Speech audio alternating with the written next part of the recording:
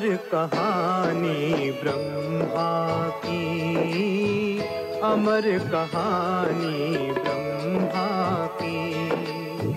स्वर्णिम दुनिया लाएगी, स्वर्णिम दुनिया लाएगी। उनकी त्याग तपस्या सेवा, उनकी त्याग तपस्या सेवा शिव की झलक दिखाएगी। अमर कहानी ब्रह्मा की।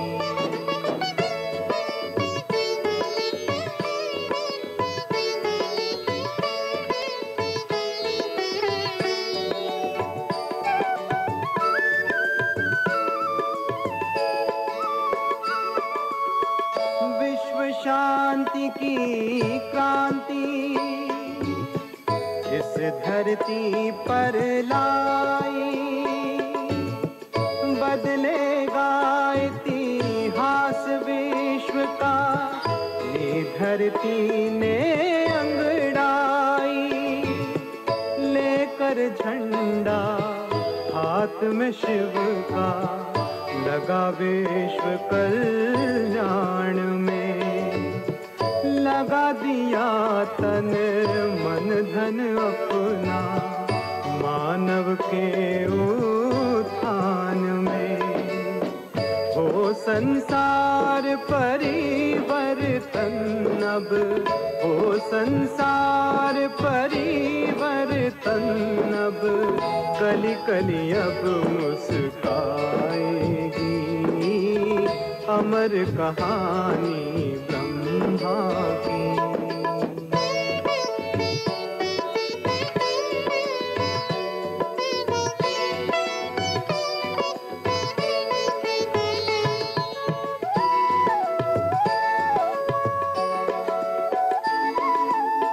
शिव सेनानी बाबा ने मानव को नया मोड़ दिया।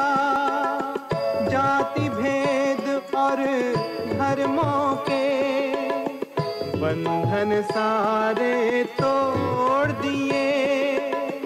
करते जो दूर ईश्वर से उन राहों को छोड़ दिया। हम हैं एक पिता के बच्चे, प्यारा रिश्ता जोड़ दिया। दी है कुर्बानी जिन्होंने, दी है कुर्बानी जिन्होंने, सबके जुबान पर आएगी अमर कहानी ब्रह्मा की।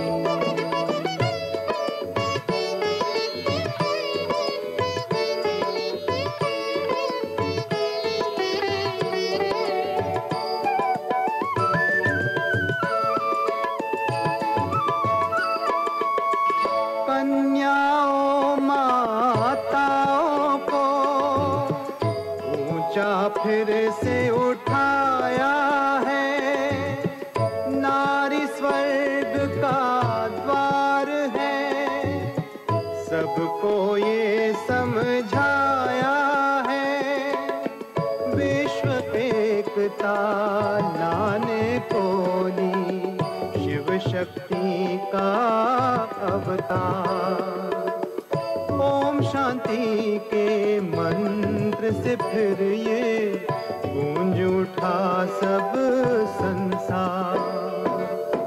ब्रह्मा मुख से शिव की वाणी, ब्रह्मा मुख से शिव की वाणी, नवयुग फिर से लाएगी अमर कहानी ब्रह्मा की। स्वर्णिम दुनिया लाएगी, स्वर्णिम दुनिया लाएगी।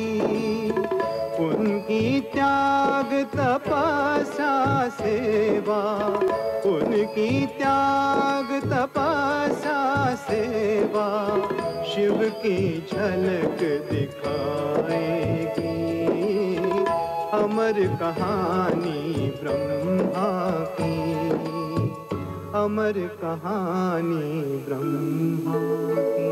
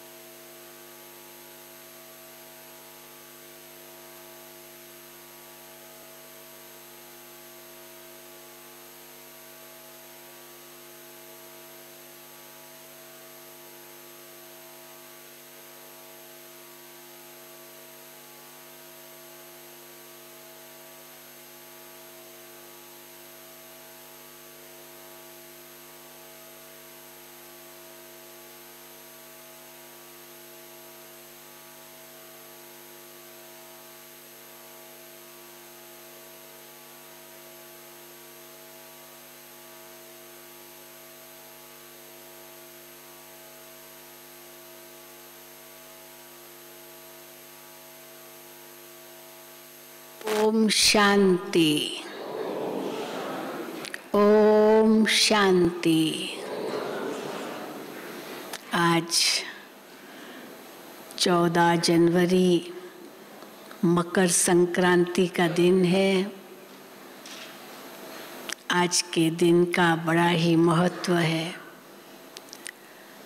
मकर राशि में सूर्य प्रवेश करता है और इसे उत्तरायण भी कहते हैं। उत्तर की तरफ सूरज अग्रसर होना शुरू होता है और आज के दिन तिल का भी बड़ा महत्व है। तिल की मिठाई ज़रूर खाते हैं और फिर कहते हैं तिल जितना दिन बढ़ना शुरू हो जाता है। रातें जो लंबी लंबी होती जा रही थी, आज से फिर दिन लंबा होना शुरू हो जाएगा।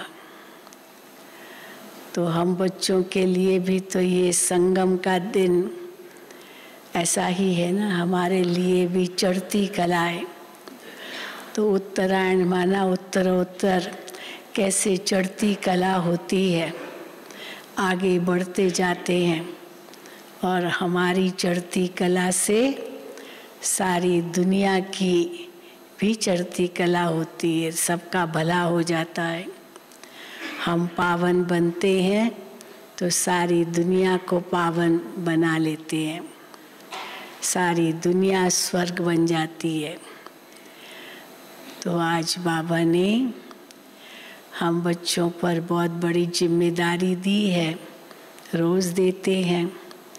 आज भी बहुत बड़ी जिम्मेदारी दी है और ये ब्राह्मणों का तो कर्तव्य ही है पढ़ना और पढ़ाना, पढ़ना और पढ़ाना, उड़ना और उड़ाना,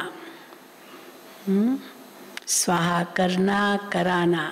जो कुछ भी है अब अपने लिए नहीं करते, सबके लिए।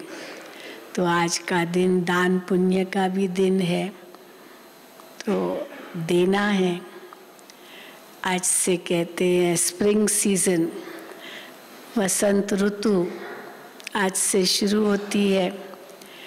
जो कुछ इतनी सर्दी थी धीरे धीरे कम हो जाएगी, फूल फिर से उगने लगेंगे, बहुत कुछ कहते हैं। लेकिन बाबा कई बार कहते हैं हाँ मौसम तो अभी तो और ही ठंडी हो गई। आज तो सुना बहुत बर्फ़ पड़ी है, चारों ओर बर्फ़ ही बर्फ़, कहाँ माइनस तक चला गया माउंट आबू का पारा। तो देखो ये भी ड्रामा ही कहेंगे कि इतनी सर्दी में भी बाबा के बच्चे तो चाहे सर्दी हो गर्मी हो अमृत वेला भी करना है और मुरली भी ज़रूर सुननी है, क्लास में भी आना है। ये भी बहुत बड़ी तपस्या है, तो बाबा इसका एवज़ा तो देगा ना। कोई तो रजाई में लिपट कर सो जाते हैं, तो उनको क्या एवज़ा बाबा देंगे। तो इसीलिए बाबा ने आज भी हमें बहुत बड़ा कार्य दिया है। और बाबा हम बच्चों को देह अभिमान त्यागने के लिए भी बहुत युक्तियाँ बताते हैं।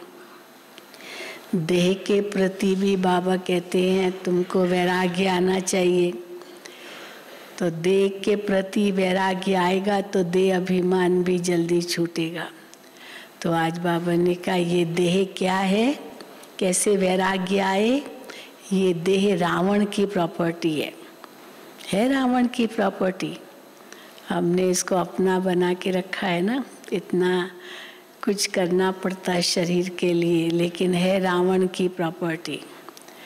तो बाबा मना नहीं करते, लेकिन बाबा कहते आसक्ति न हो कुछ भी इस शरीर के प्रति। तो बहुत कुछ बातें हैं आज की मुरली में, सुनेंगे बाबा के महावाक्य।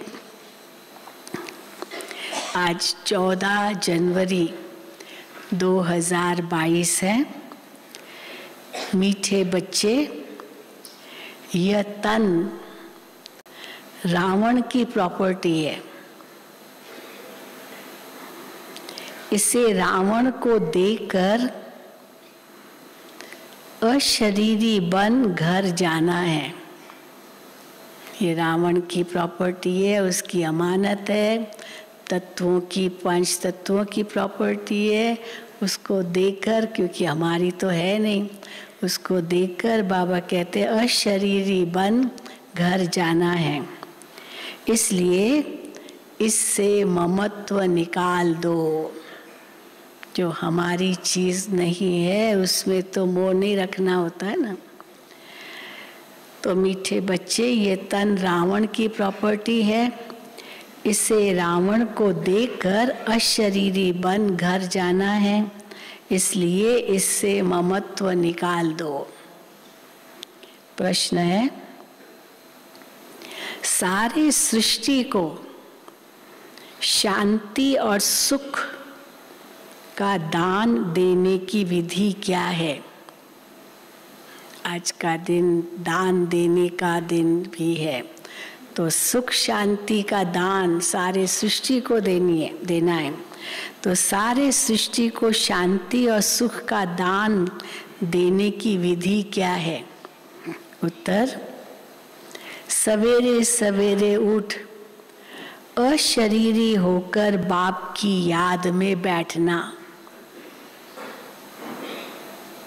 इसको क्या कहेंगे, ये है विश्व को शांति का दान देने की विधि। अशरीरी हो बैठना, बाप समान स्थिति बनाना, ये है बाबा कहते हैं विश्व को शांति दान देने की विधि। और फिर सुख के लिए, फिर सुख और फिर स्वदर्शन चक्र फिराना, ये है सुख का दान देने की विधि। कैसे ये सुख का दान देने की विधि है, स्वदर्शन चक्र फिराना। 5 स्वरूपों की स्मृति से सुख की तो अनुभूति होती है। तो इसीलिए बाबा कहते हैं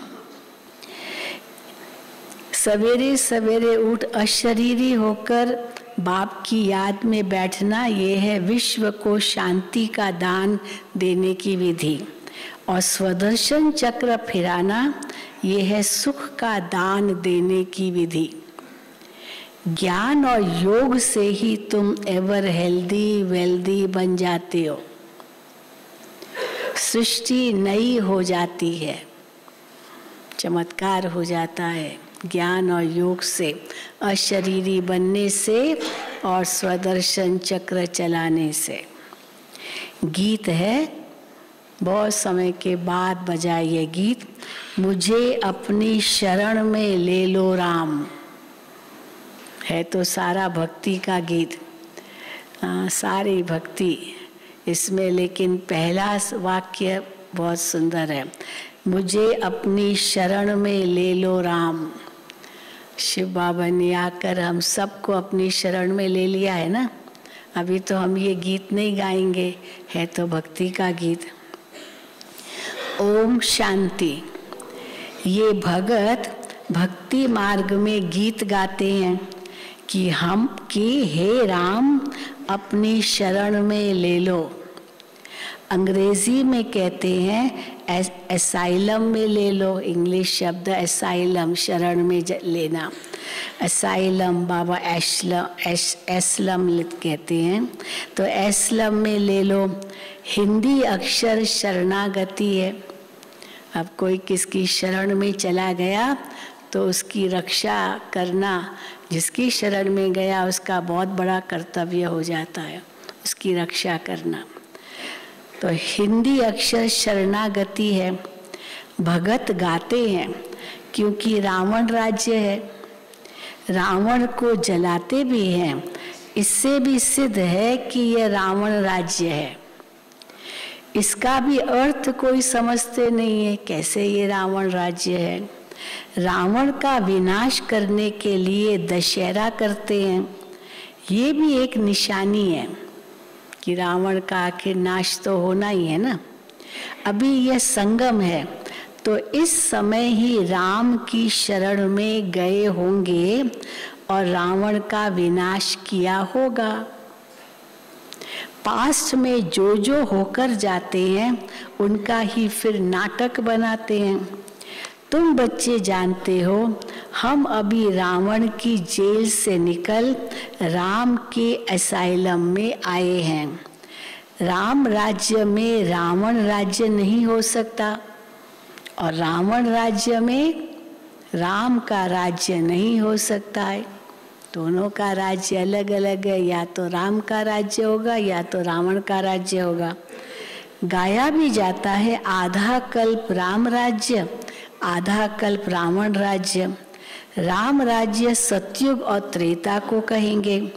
संगम युग पर जिन्होंने राम की शरण ली है, हम सब ने राम की शरण ली है, शिव बाबा की शरण ली है, तो संगम पर जिन्होंने राम की शरण ली है उनका क्या होगा?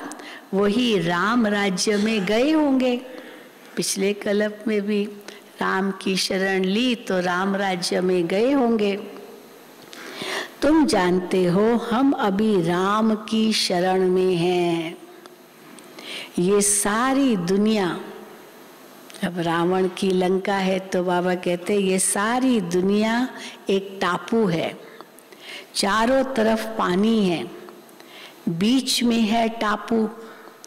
बड़े बड़े टापू में फिर छोटे छोटे टापू भी हैं। कई खंड है ना, कितने खंड है, तो छोटे छोटे टापू भी है और छोटी छोटी आइलैंड्स बहुत है तो सागर पर। तो बड़े बड़े टापू में फिर छोटे छोटे टापू भी हैं।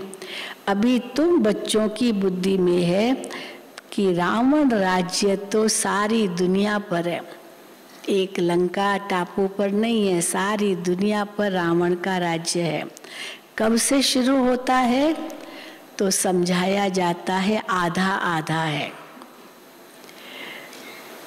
राम राज्य में सुख ब्रह्मा का दिन और रावण राज्य में दुख अर्थात ब्रह्मा की रात। आधा कल्प सोजरा, दिन माना सोजरा, तो आधा कल्प अंधियारा, रात माना अंधियारा। सतयुग त्रेता में भक्ति का नाम निशान भी नहीं। फिर आधा कल्प भक्ति मार्ग चलता है। द्वापुर और कलयुग में भक्ति भी दो प्रकार की है। कौन सी है दो प्रकार की भक्ति? एक अव्यभिचारी भक्ति, केवल एक की भक्ति, और दूसरी है व्यभिचारी भक्ति, अनेकों की भक्ति। भक्ति दो प्रकार की है। द्वापुर में पहले पहले अव्यभिचारी भक्ति होती है और कलयुग में व्यभिचारी भक्ति बन जाती है। अभी तो देखो कच्छ मच्छ आदि सब की भक्ति करते हैं। जितने अवतार दिखा दिए तो कच्छ मच्छ अवतार भी दिखा दिया, तो कछुओं को भी खिलाते हैं, मछलियों को भी खिलाते हैं ना, तो जैसे उनकी भक्ति करते हैं। मनुष्यों की बुद्धि को सतो प्रधान सतो रजो तमो होना ही है, इन स्टेजेस से पास होना है। तो बाप समझाते हैं, तुमने अभी राम अथवा शिव बाबा की गोद ली है, सब ने ली है, शिव बाबा की गोद ली है। ईश्वर को बाबा कहते हैं। जब वो फादर है, फिर फादर को सर्वव्यापी कहना ये कहाँ सुना क्या? पिता कैसे सर्वव्यापी हो सकता है? कहेंगे फलाने शास्त्र में व्यास भगवान ने लिखा है कि वो सर्वव्यापी है। तो बाप समझाते हैं, सर्वव्यापी के ज्ञान से तुमको कुछ भी फायदा नहीं हुआ है। चलो, जिन्होंने ऋषि मुनियों ने जिन्होंने लिखा परमात्मा सर्वव्यापी है, तो बहुत सोच समझ के भी लिखा कि आगे चल के घोर कलयुग आएगा, बहुत पाप होगा, तो लोगों को थोड़ा डर बैठे, भगवान सब जगह है, वो तुमको देख रहा है, तुम पाप मत करो। लेकिन मनुष्यों ने उसको नज़रअंदाज कर दिया, कहाँ देख रहा है, खूब पाप करते रहते हैं। तो वैसे उसके पीछे भाव ये था, लेकिन फिर वो अंधश्रद्धा मात्र केवल हो गया। तो बाबा कहते हैं, बाप समझाते हैं, सर्वव्यापी के ज्ञान से तुमको कुछ भी फायदा नहीं हुआ है। सदगति देने वाला जरूर कोई चाहिए। अब सर्वव्यापी है तो कौन, कहाँ, किसको, कैसे सदगति देगा? तो सदगति देने वाला जरूर कोई चाहिए, वो जरूर दूसरा होगा। सदगति देते ही है गॉड फादर। ये तुम्हारा ईश्वरीय जन्म है। तुम अभी संगम पर हो। ये संगम का टाइम दिन में व रात में नहीं गिना जाता है। हाँ, AM PM होता है ना, 12 बजे तो ना उसको AM कहेंगे ना PM कहेंगे, या तो कहेंगे नून, दोपहर को 12 बजे माना नून, AM PM नहीं आएगा। और रात को 12 बजे कहेंगे मिडनाइट। हाँ, मिडनाइट है, आधी रात है, 12 बजे तो ना AM है ना PM है। बस 1 सेकेंड आगे बढ़ा तो AM शुरू हुआ, 1 सेकेंड आगे बढ़ा PM शुरू हुआ, पर ठीक 12 बजे तो वो न PM है न AM है। तो इसलिए बाबा कहते हैं, ये संगम का टाइम दिन में व रात में नहीं गिना जाता है। ये छोटा सा संगम है, जबकि दुनिया बदलती है। आयरन एज से बदल गोल्डन एज होती है। रावण राज्य से बदल राम राज्य होता है। जिस राम राज्य के लिए तुम पुरुषार्थ कर रहे हो, तो ऐसे ऐसे गीत भी काम आते हैं। मुझे शरण में ले लो राम, ये भक्त गाते हैं। तो बाबा कहते हैं ये भी ऐसे गीत काम आते हैं। ये हुआ जैसे श्लोक, इसका अर्थ किया जाता है। कोई भी गीत बाबा बजवाते थे, फिर उसका अर्थ भी करते थे।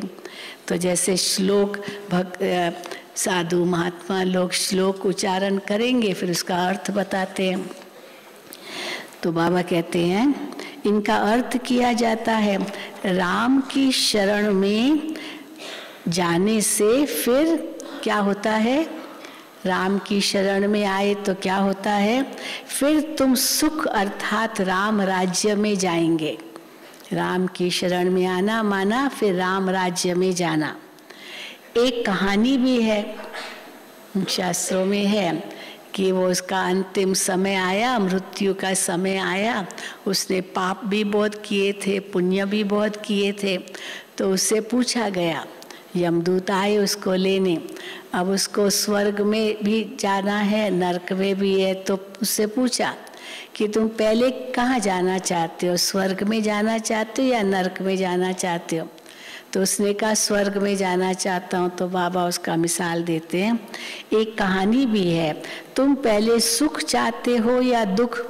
दोनों, क्योंकि पाप भी किए पुण्य भी किए, पुण्य का सुख मिलेगा, पाप का दुख मिलेगा। तो पहले आप सुख चाहते हो या दुख? तो उसने बोला सुख चाहिए, क्योंकि सुख में फिर यमदूत लेने ही नहीं आएंगे, जो फिर दुख में जाना पड़े। दुख में तो यमदूत ले जाएंगे, पर सुख में तो आएंगे नहीं ना। सतयुग त्रेता में तो यमदूत नहीं आते, अकाली मृत्यु तो होता नहीं। तो बाबा कहते हैं उसने बोला सुख चाहिए पहले, क्योंकि सुख में फिर यमदूत लेने नहीं आएंगे, परंतु अर्थ नहीं समझते, क्योंकि जब सुख है तो दुख नहीं है। बाप बैठ अच्छी रीति समझाते हैं, तुम्हारी बुद्धि में है हमारा देवी देवता कुल बहुत ऊंचा था। पहले ब्राह्मण कुल होता है, फिर देवता बनते हैं, फिर क्षत्रिय वैश्य शूद्र बनते हैं। तुम जानते हो हमने ही इन वर्णों से पास किया है, अभी आकर ब्राह्मण बने हैं। ये विराट रूप बिल्कुल ही ठीक है। बाबा को बहुत पसंद आता था विराट रूप का चित्र। म्यूजियम में है अपना वर्ल्ड रिन्यूअल स्पिरिचुअल म्यूजियम जो है माउंट आबू में, वहाँ पर ये चित्र है विष्णु का विराट रूप। तो देवता क्षत्रिय वैश्य शूद्र, लेकिन जो भक्ति मार्ग में गीता में दिखाते उसमें ब्राह्मण नहीं है, लेकिन फिर उस चित्र में तो ब्राह्मण भी बना है, ब्राह्मण चोटी। तो बाबा कहते हैं तो फिर देवता बनते हो, फिर क्षत्रिय वैश्य शूद्र बनते हैं। तुम जानते हो हमने ही इन वर्णों से पास किया है, अभी आकर ब्राह्मण बने हैं। यह विराट रूप बिल्कुल ही ठीक है, वर्ण सिद्ध हो जाते हैं। 84 जन्म एक ही सतयुग में तो नहीं लिए जा सकते हैं, ये वर्ण फिरते रहते हैं। ड्रामा का चक्र पूरा हुआ, गोया ड्रामा का चक्र पूरा हुआ, गोया 84 जन्म पूरे हुए। चक्र तो लगाना ही है, इसलिए दिखाया जाता है दैवी वर्ण में इतना समय, क्षत्रिय में इतना समय। आगे ये पता थोड़ी था, ये 84 जन्म 8, 12, 21, 42 ये ऐसे पता थोड़ी था कि इन युगों में हम ऐसे विचरण करेंगे। तो बाबा कहते ऐसे आगे ये पता थोड़ी था, कभी शास्त्रों में भी नहीं सुना था कि ऐसे वर्णों में आना है। तुम जानते हो 84 जन्म कौन लेते हैं? आत्मा और परमात्मा अलग रहे बहुकाल। तो कौन लेते हैं 84 जन्म? जो बहुत काल अलग रहे, वो पहले आए सृष्टि पर, वो बहुत जन्म लेते हैं। ये बात सिद्ध कर बतानी है। पहले देवी देवता ही भारत में थे। भारत गोल्डन एज था, उस समय और कोई धर्म नहीं था। फिर चक्र को फिरना ही है, मनुष्य को पुनर्जन्म लेना ही है। ये हो ही नहीं सकता कि वो कहे मैं पुनर्जन्म नहीं लेना चाहता हूँ, लेना ही है। चक्र पर समझाना बड़ा सहज है, तो बाबा डायरेक्शन देते हैं प्रदर्शनी में ऐसे ऐसे समझाना। बाबा को निमंत्रण दिया ना, बाबा आप आओ, दिल्ली वालों ने बुलाया, तो बाबा तो पहले से मुरली में सब सुना देते, ऐसे ऐसे सुनाओ। बाबा डायरेक्शन देते हैं प्रदर्शनी में ऐसे ऐसे समझाना। इस समय जबकि हमको नई दुनिया में जाना है, तो बाप कहते हैं ये पुरानी दुनिया है, क्या करना है? इस पुरानी दुनिया से ममत्व मिटाना है। इस पुरानी दुनिया, पुराने शरीर के जो भी संबंधी आदि है, उनको बुद्धि से त्याग करो। ये करो, हाँ, बहुत बड़ा डायरेक्शन है ये, करो बुद्धि से त्याग। बुद्धि से नए घर का आह्वान किया जाता है, तो सत्युग का आह्वान करो और पुराने कलयुग को भूलो। बुद्धि से नए घर का आह्वान किया जाता है। अब ये है बेहद का सन्यास, पुरानी दुनिया को भूलना, नई दुनिया का आह्वान करना, ये है बेहद का सन्यास। देह सहित जो भी पुरानी दुनिया के संबंध आदि हैं, उन सब को भूलना है, बेहद का सन्यास। बाप कहते हैं अपने को देही समझो, तुम असल में मुक्ति धाम के रहने वाले हो। सभी धर्म वालों को बाप कहते हैं, ये पैगाम सबको देना है। कौन सा पैगाम? जो बाबा लाए हैं। बाबा कहते हैं सभी धर्म वालों को बाप कहते हैं अब वापस चलना है। खाली देवी देवता धर्म वालों को ही नहीं कहते वापस चलना है, सब धर्म वालों को कहते। इसलिए ये संदेश सब धर्म वालों को देना है कि ये भगवान कहते वापस चलना है। अभी अब वापस चलना है। मुक्ति को तो सब याद ही करते हैं ना। अब चलो अपने घर। एक बहुत अच्छा गीत भी बना हुआ है, अब चलो अपने घर। हाँ, चलो अपने घर। जहाँ से तुम नंगे अशरीरी आए थे, अब फिर अशरीरी होकर ही जाना है। शरीर को तो ले नहीं जा सकेंगे परम धाम में। आए अशरीरी हो तो जाना भी अशरीरी है। सिर्फ कब आना है कब जाना है ये चक्र समझना है। बरोबर सतयुग में पहले पहले देवी देवता धर्म के ही आते हैं, फिर नंबरवार आते जाते हैं। जब मूल वतन से सब आ जाते हैं, फिर क्या होता है? सब आ गए मूल वतन से तो फिर वापस जाना शुरू होता है। वहाँ तो आत्मा ही जाएगी।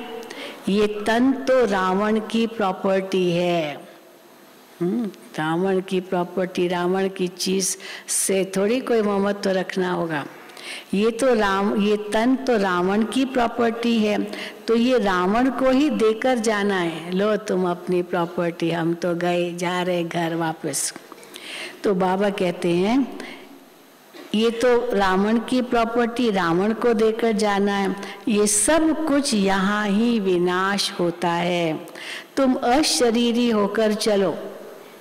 बाबा कहते रावण की प्रॉपर्टी रावण को दे दो और तुम मेरे साथ चलना है तो मेरे जैसा बनना पड़ेगा। मैं तो अशरीरी हूँ, तो तुम मेरे जैसा अशरीरी बन के चलो। तुम अशरीरी होकर चलो। बाप कहते हैं मैं लेने आया हूँ। बाबा कितना सहज कर समझाते हैं। फिर भी धारणा भी होनी चाहिए ना।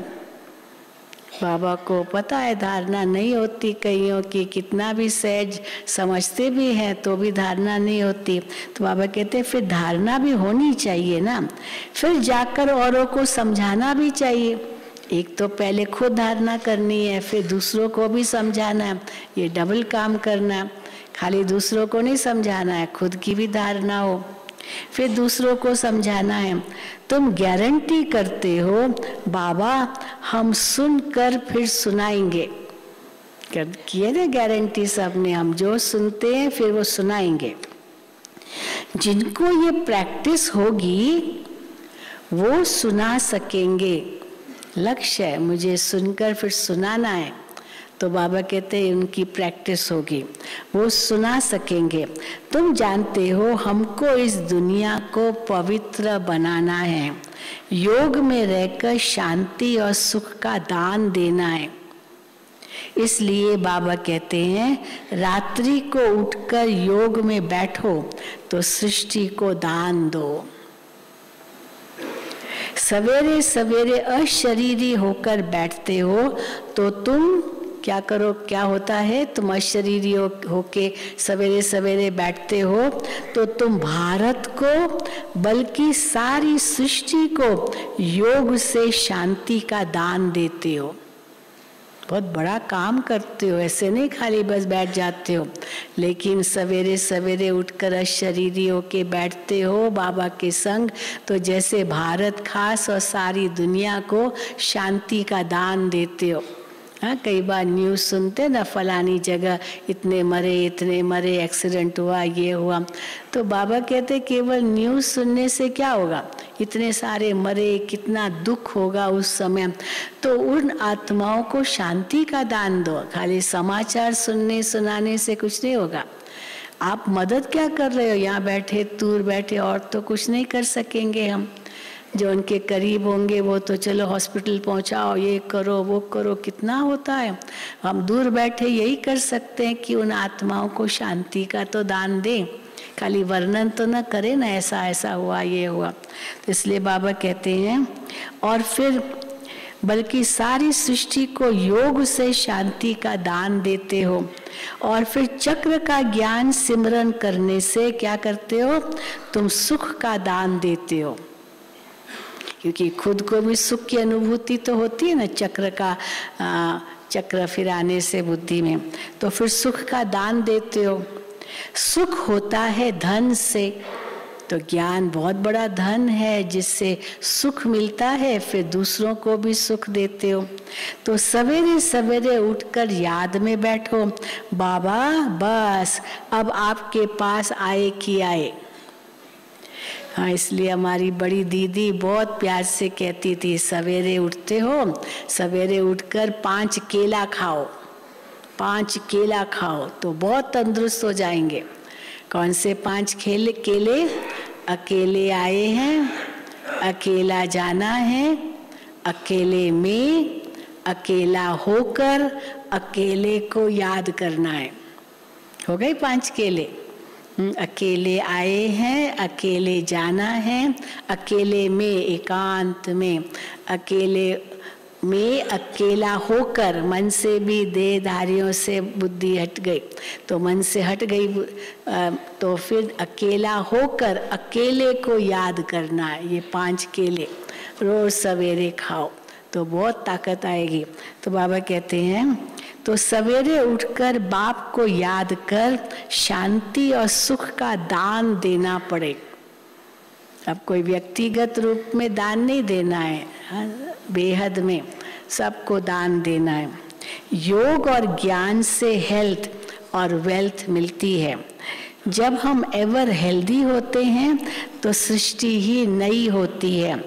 सतयुग त्रेता में हेल्दी वेल्दी है, कलयुग में अनहेल्दी अनवेल्दी है, अनहेल्दी अनवेल्दी है। अब हम हेल्दी और वेल्दी बनते हैं, स्वस्थ भी बनते हैं तो धनवान भी बनते हैं। फिर आधा कल्प हमारा ही राज्य चलता है। बुद्धि में जब ज्ञान हो तब खुशी रह सके। भल ये भी लिख दो, बाबा कहते हैं क्या लिखो, हाँ एग्जीबिशंस में क्या लिखो, भल ये भी लिख दो कि 2500 वर्ष के लिए एवर हेल्दी वेल्दी बनना है तो आओ। 2500 वर्ष के लिए एवर हेल्दी वेल्दी बनना है तो आओ इस ईश्वरीय नेचर क्योर सेंटर में। ये ईश्वरीय नेचर क्योर सेंटर है, इसमें 2500 साल के लिए एवर हेल्दी वेल्दी बन जाएंगे। परंतु ये लिखेंगे भी वो जिनमें ज्ञान होगा। ऐसे थोड़ी सेंटर हम खोलते हैं कि सर्विस आप आकर करो। कई होते हैं ना, धन दे देंगे, कहेंगे धन है मेरे पास, मकान है, आप लोग सेंटर खोलो, पर खुद नहीं आएगा। तो बाबा कहते हैं ये फिर क्या, अगर धन देते हो, मकान देते हो, सेंटर कहते हो खोलो, तो आपको भी तो आना है। तो इसलिए बाबा कहते ऐसे थोड़ी सेंटर हम खोलते हैं, सर्विस आप आकर के करो, फिर आपको सेवा भी करनी है, आना भी है। जो खोलते हैं उनको खुद सर्विस करनी चाहिए। कई टीचर सेंटर खोलती है पर तो हैंड्स तो है नहीं, तो फिर बाबा को कहते थे बाबा आप हैंड्स भेजो। बाबा कहते थे बाबा कहाँ से हैंड्स भेजेंगे, आपने सेंटर खोला माना आपको हैंड्स भी तो तैयार करने हैं ना। तो बाबा कहते हैं जो खोलते हैं उनको खुद सर्विस करनी चाहिए। झगड़ा सारा पवित्रता पर ही चलता है। सेंटर तो खोलते हैं फिर विघ्न तो आते हैं ना, तो झगड़ा सारा पवित्रता पर ही चलता है। विष न मिलने से अत्याचार होते हैं। तो अब है संगम, तो बुद्धि में सुख धाम और शांति धाम को याद करना चाहिए। दुख धाम है तब तो सुख धाम को याद करते हैं, सुख धाम में थोड़ी दुख धाम को याद करेंगे। हाँ, तो इसलिए बाबा कहते हैं दुख धाम है तब तो सुख धाम को याद करते हैं, तभी गाते हैं। दुख धाम में सुख धाम को याद करते हैं, तभी क्या गाते हैं, दुख में सिमरण सब करे, सुख में करे न कोई। फिर उसमें आगे आता है जो सुख में सिमरण करे वो तो दुख काहे को पाए। तो अगर बाबा की याद हर वक्त है तो दुख कभी अनुभव होगा ही नहीं, क्योंकि बाबा की याद से सुख ही अनुभव होगा, तो दुख कभी होगा ही नहीं। तो बाबा कहते तभी गाते दुख में सिमरन सब करे, ये पतित दुनिया है। लॉ कहता है, क्या लॉ कहता है? पतित दुनिया है तो क्या लॉ कहता है कि कलयुग के अंत में सबको पतित होना ही है। ये हो ही नहीं सकता कि कोई रह जाए और पतित न हो, सबको पतित होना ही है। जब तक संगम आए और राम राज्य, जब तक संगम है और राम राज्य की स्थापना हो जाए, फिर रावण राज्य का विनाश होगा। संगम पर बैठे हैं, रावण राज्य भी है, तो इसलिए अभी तो बाबा कहते हैं पतित तो है ही है। तो फिर बाबा कहते फिर रावण राज्य का विनाश हो। अब विनाश की तैयारियां हो रही है, रावण राज्य खलास होना ही है। बाकी ये गुड़ियों का खेल करते हैं, जो बनाते ना, हम कितना क्या क्या करते रहते हैं भक्ति मार्ग में। तो गुड़ियों का खेल करते हैं, कितने गुड्डे गुड़ियाँ बनाते हैं, छोटे छोटे छोटे छोटे भी बहुत देवताएं ऐसे बनाते हैं। तो कितने गुड्डे गुड़ियाँ बनाते हैं, इसलिए इनको अंधश्रद्धा कहा जाता है। जितने भारत में चित्र बनते हैं उतने और कहानी बनते हैं। भारत में ढेर चित्र है, ढेर मंदिर है, ढेर, हाँ चित्र माना बाबा मूर्तियों की बात करते हैं। भारत में ढेर चित्र हैं। तो गाया भी जाता है ब्रह्मा का दिन, ब्रह्मा की रात। दिन को फिर लंबा क्यों कर दिया है? सतयुग को कलयुग से 4 गुना बढ़ा दिया। तो बाबा कहते वो दिन को लंबा क्यों कर दिया है? दिन को फिर लंबा क्यों कर दिया है? तो ये भी समझने की बातें हैं। पहले अव्यभिचारी भक्ति, फिर व्यभिचारी, पहले 16 कला, फिर 14 कला, अंत में कुछ तो कला रह जाती है, परंतु इस समय 9 कला। अभी ऐसा समय आ गया, एक भी कला नहीं रही किसमें। इस समय है तमो प्रधान दुनिया। तमो कलयुग से शुरू होता है और फिर अंत में कहेंगे तमो प्रधान। अब दुनिया जर्जरी भूत हो गई है, पुरानी चीज को आपे ही आग लग जाती है, लगाना भी नहीं पड़ता है। जंगल सूख गया है तो अपने आप उसमें आग लगती है। तो बाबा कहते हैं पुरानी चीज को आप ही आग लग जाती है। जैसे बट का जंगल होता है तो उनको आप ही आग लग जाती है, इनको भी आग लगनी है। थोड़ा भी कुछ आपस में हुआ तो आग सुलग जाएगी। एक ने भी बम फेंका, हाँ आग सुलग जाएगी, बढ़ती जाएगी। जैसे अलौकिक घरों में भी ऐसे होता है, घर में कोई छोटी बात पर झगड़ा हो जाता है, आपस में दोस्त होते पर थोड़ी सी बात पर ऐसी दुश्मनी हो जाती जो एक दो का गला काटने भी लग पड़ते हैं। कलयुग में तो ये सब होता है। क्रोध भी कम नहीं है, एक दो को मारने के लिए देखो कितनी तैयारी कर रही है। हथियार कैसे जबरदस्त खतरनाक हथियार बनाते जा रहे एक दो को मारने के लिए। तो एक दो को मारने के लिए देखो कितनी तैयारी कर रहे हैं। अब ये है ड्रामा, इसमें क्यों नहीं पूछा जाता है। ड्रामा शब्द का क्यों शब्द खत्म, ये है ड्रामा। क्रिश्चियन लोग हैं दोनों बड़े, उस समय अमेरिका रशिया के बीच में कोल्ड वॉर था, शीत युद्ध, दोनों हथियार बनाते जा रहे थे। अब एक दो पर अगर गिराएंगे तो एक करेगा तो दूसरा छोड़ेगा थोड़ी, फिर तो विश्व युद्ध छिड़ जाए। तो वो बनाते जा रहे थे। कितना रोकता था यूनाइटेड नेशंस, लेकिन वो मानते नहीं थे, पोप का भी नहीं सुनते थे, ऐसा था। तो देखो बाबा भी कहते हैं क्रिश्चियन लोग हैं दोनों बड़े, आपस में मिल जाए तो सब कुछ कर सकते हैं। पोप भी क्रिश्चियंस का हेड है, उनका मान बहुत रखते हैं, परंतु मानते उनका भी नहीं है। पोप का मान रखते हैं लेकिन उनका मानते नहीं है। यहाँ भी जो बच्चे बाप की मानते नहीं है तो क्या होगा उनका? बाप जो कहते वो मानते नहीं है अगर बाबा के बच्चे, तो क्या होगा उनका? तो वो विनाशी पद पाते हैं, वो अविनाशी पद नहीं पाएंगे। त्रेतांत में चलो थोड़ा सा मिल जाएगा बस, और कुछ नहीं, विनाशी एक जन्म के लिए, तो वो विनाशी पद पाते हैं। श्रीमत पर चलना चाहिए। श्रीमत भगवत गीता है ना, और कोई शास्त्र में श्रीमत है नहीं सिवाय गीता के, और किसी भी शास्त्र में श्रीमत भगवानुवाच ये शब्द है नहीं। श्रीमद् भगवत गीता है ना, और कोई शास्त्र में श्रीमत है नहीं। श्री माना श्रेष्ठ ते श्रेष्ठ, जो कब पुनर्जन्म में नहीं आते। शिव बाबा श्रेष्ठ ते श्रेष्ठ, कभी पुनर्जन्म में नहीं आते। मनुष्य तो पुनर्जन्म में आते हैं। विद्वानों ने तो जन्म मरण से रहित की गाई हुई गीता पर पूरे 84 जन्म लेने वाले का नाम डाल दिया है। वास्तव में परम पिता परमात्मा ही ज्ञान का सागर, पवित्रता का सागर, पतित पावन गाया हुआ है।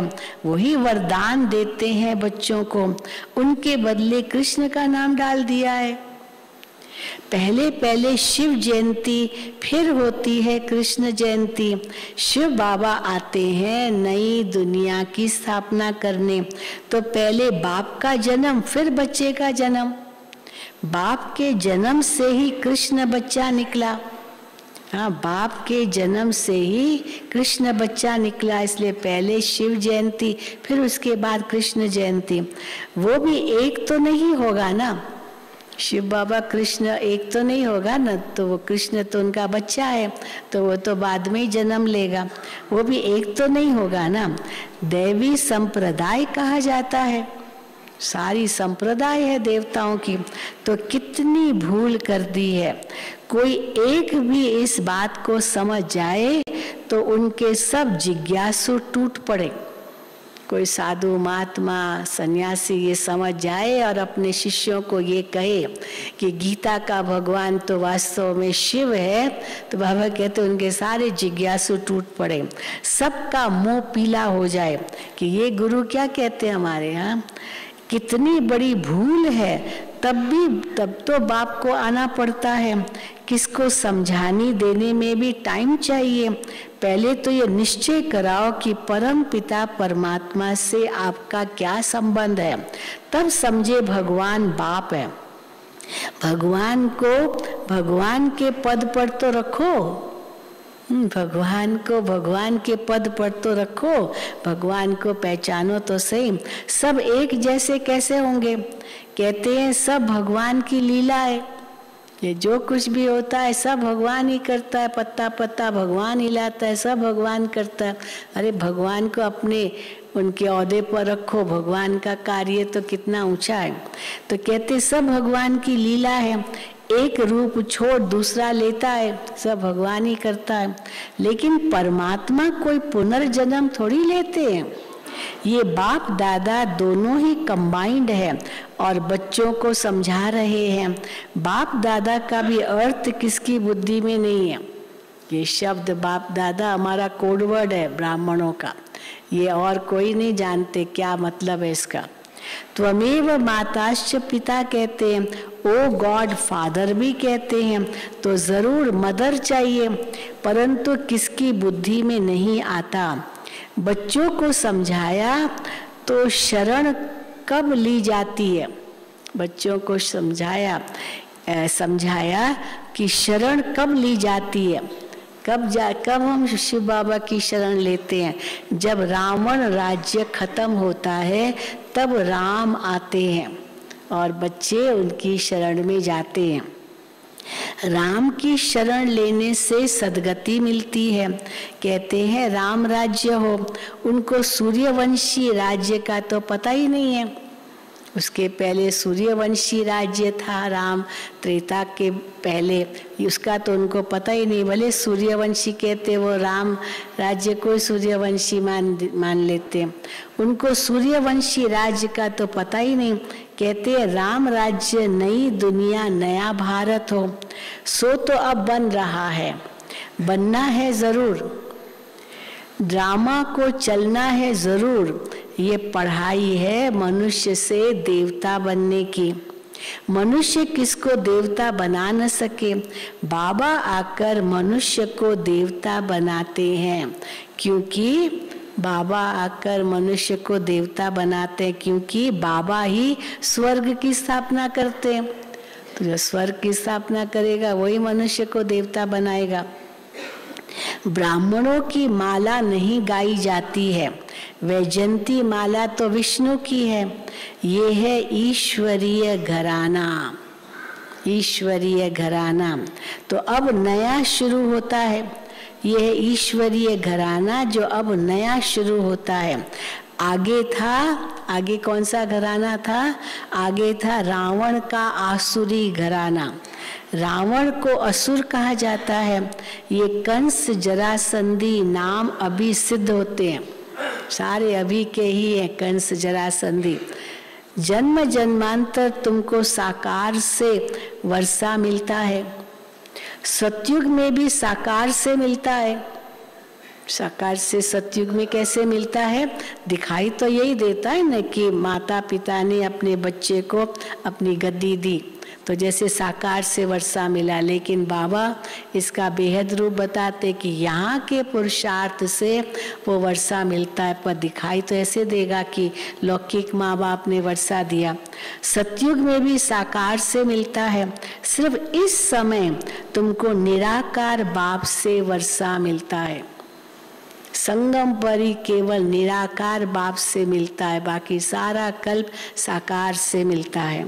अच्छा, मीठे मीठे सिकील दे बच्चों प्रति माता पिता बाप दादा का याद प्यार और गुड मॉर्निंग। रूहानी बाप की रूहानी बच्चों को नमस्ते। हम रूहानी बच्चों की रूहानी बाप दादा को याद प्यार, गुड मॉर्निंग और नमस्ते। धारणा के लिए मुख्य सार पहला, देह सहित पुरानी दुनिया के संबंधी आदि सब भूल स्वयं को देही समझना है। बुद्धि से नए घर का आह्वान करना है। दूसरा, सवेरे सवेरे उठ सारी दुनिया को शांति और सुख का दान देना है। वरदान, आकारी और निराकारी स्थिति के अभ्यास द्वारा हलचल में भी अचल रहने वाले बाप समान भव। आकारी और निराकारी स्थिति के अभ्यास द्वारा हलचल में भी अचल रहने वाले बाप समान भव। जैसे साकार में रहना नेचुरल हो गया है, शरीर में रहना जैसे आत्मा के लिए नेचुरल हो गया है, ऐसे ही मैं आकारी फरिश्ता हूँ और निराकारी श्रेष्ठ आत्मा हूँ। ये दोनों स्मृतियाँ नेचुरल हो जाए, क्योंकि शिव बाप है निराकारी और ब्रह्मा बाप है आकारी। अगर दोनों से प्यार है तो समान बनो, ना आकारी भी बनो और निराकारी भी बनो। तो दोनों से प्यार अगर है तो समान बनो। साकार में रहते अभ्यास करो, अभी अभी आकारी और अभी अभी निराकारी। तो ये अभ्यास ही हलचल में अचल बना देगा। निराकारी और आकारी स्थिति का अभ्यास हलचल में अचल बना देगा। स्लोगन, दिव्य गुणों की प्राप्ति होना ही सबसे श्रेष्ठ प्रभु प्रसाद है। सबसे श्रेष्ठ प्रभु प्रसाद कौन सा है? दिव्य गुणों की प्राप्ति होना। ये सबसे बड़ी, सबसे श्रेष्ठ प्रभु प्रसाद है। लवलीन स्थिति का अनुभव करो। जो प्यारा होता है उसे याद नहीं किया जाता है। जहाँ स्वार्थ होता है वहाँ याद करते हैं, जो प्यारा होता है उसे याद नहीं किया जाता है, उसकी याद तो स्वतः आती है। प्यारा होता है तो सिर्फ प्यार दिल का हो, सच्चा और निस्वार्थ हो। जब कहते हो मेरा बाबा, प्यारा बाबा, तो प्यारे को कभी भूल नहीं सकते। और निस्वार्थ प्यार सिवाय बाप के किसी आत्मा से मिल नहीं सकता। चाहे कैस कितना भी वो प्यारा क्यों न हो, परंतु निस्वार्थ प्यार सिवाय एक परमात्मा के और किससे नहीं मिल सकता है। तो और निस्वार्थ प्यार सिवाय बाप के किसी आत्मा से मिल नहीं सकता। इसलिए कभी मतलब से याद नहीं करो। स्वार्थ की याद ये मतलब की याद है, तो मतलब से याद नहीं करो। निस्वार्थ प्यार में लवलीन रहो, निस्वार्थ प्यार में लवलीन रहो। अच्छा, ओम शांति, ओम शांति, ओम शांति। अच्छा भाई, रोज रोज हमें फिर से